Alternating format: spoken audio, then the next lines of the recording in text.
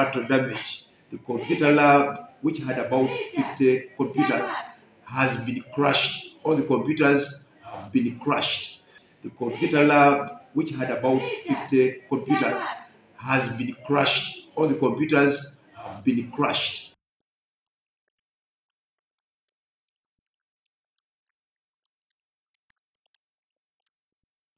Ngezo kulaba ng'enfuufu ekutte waggulu nnyingi nnyo nga linga olufu. Kumbe y'emmotoka ekubye ekizimbe n'eyingira awo. Ngenza okwetegereza ennyo ne ndaba nga eyingidde mu kizimbe ekyokubiri. Ne mpita bamasita nti mumanyi emmotoka eyise mu ekizimbe kigudde. Kwe kudduka ne tugenda kuggyamu abantu. Najja n'ekoona geeti. Kati wetuusa wano n'atulaba n'ayagala awetta aleme kukoona kirasi yaffe. Kati wagiweesa obutakoona kirasi yaffe. Najja wagiweesa n'ayagala giteeka mu kino ekibanga.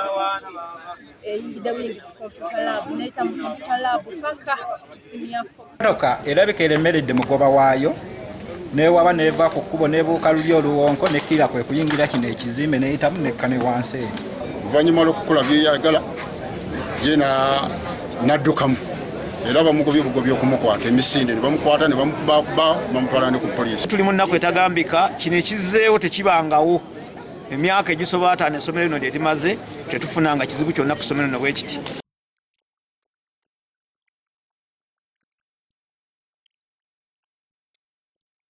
We have lost 4 students and more than 20 students have been injured. They've been rushed to nearby clinics and others have been rushed to Gombe, where one of them died on arrival.